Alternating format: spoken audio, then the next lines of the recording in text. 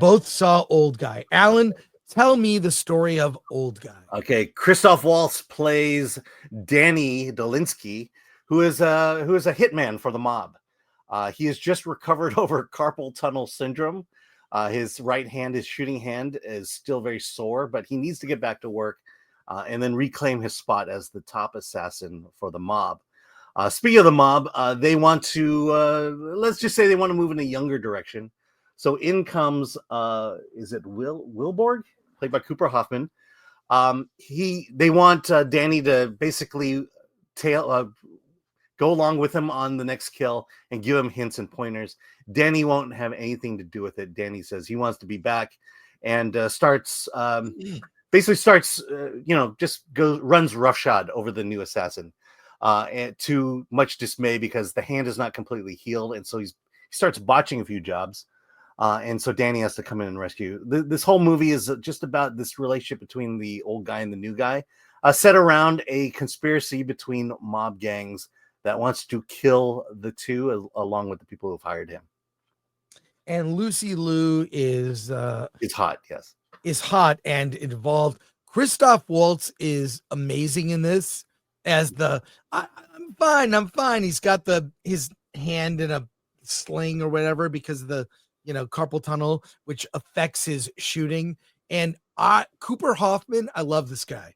He was in Licorice Pizza, so as the young up and coming assassin, and they have this like Gen Z like boomer relationship that's really tense. They effing hate each other, but they need each other, and Danny is constantly questioning his younger protege who doesn't need his help.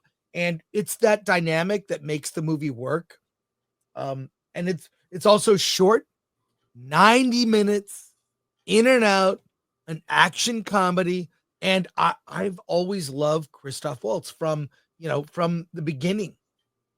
When I first noticed him in Quentin Tarantino's Inglourious Bastards, where he kind of first, I'm sure he acted before that, but that role, that opening scene, he's so amazing. He has that gravitas. He uses that here.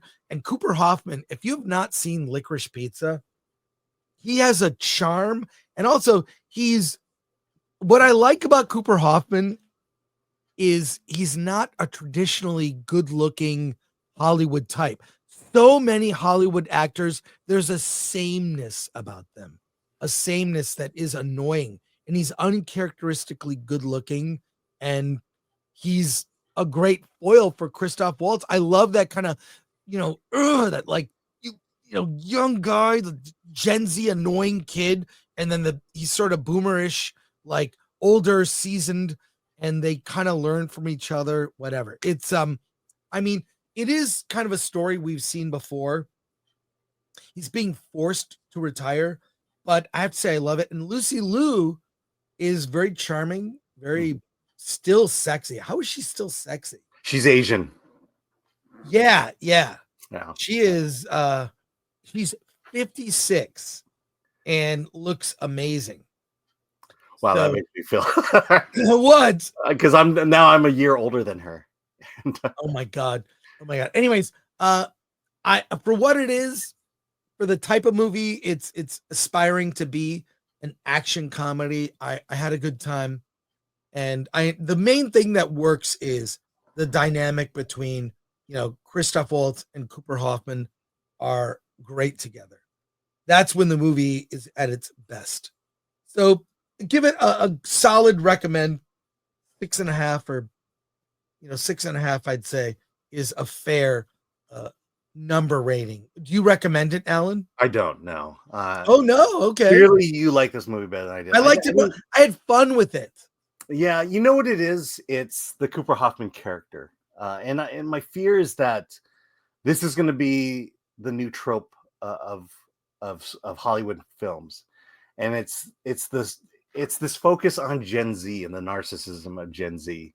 They experience anxiety. They need to be treated differently. They need to be coddled, and that's just even the way there's a point at the end where he has to rescue him. It just feels like I don't like the direction. If this is the direction of movie making, where we have to lean in and embrace Gen Z anxiety and narcissism, we're in for a rough time over the next few years. And this kind of exemplified it. I think, it's not that this movie is Gen Z for Gen Z, because it's really about the Christoph Waltz character who has to deal with it. Yeah. And I don't know that I necessarily felt like they dealt with it well. I think they just began tolerating each other. But it just started the movie. The introduction of the Cooper Hoffman character just started the movie in the wrong direction for me, and I don't think it was able to bail itself out, because it just then becomes a standard action comedy. A lot of guns, a lot of shooting, a lot of people dying in this one. But just that one element just kind of says, I think we're moving in the wrong direction. And so, I can't recommend the film. I would defend it and say this is the kind of 90s independent film that got made all the time. Mhm. There's nothing woke about it. It has a sense of fun. I do think it's a little predictable. It's a little predictable for me. But it reminded me of a type of movie, a type of independent movie they made in the 90s, and I liked those movies. So I mean, you're right, it's not woke, but I don't know. I guess my intolerance for Gen Z nonsense is coming through with this one.